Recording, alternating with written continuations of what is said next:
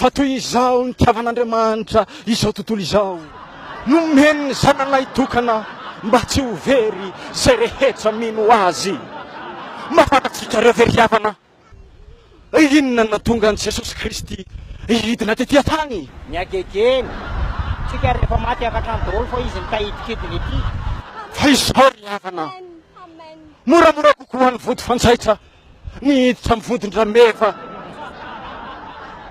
Moramora kokoa ny vodin-drameva nihiditra amin'ny vody. Moramora kokoa ny vody fanjaitra no miditra ho an'ny vody. Ajantsika eo ry havana le resaka vodiny fampidipiditra iny. Fa izao inona moa nalatsaka Jesosy Kristy tao Kalvary? Lioana!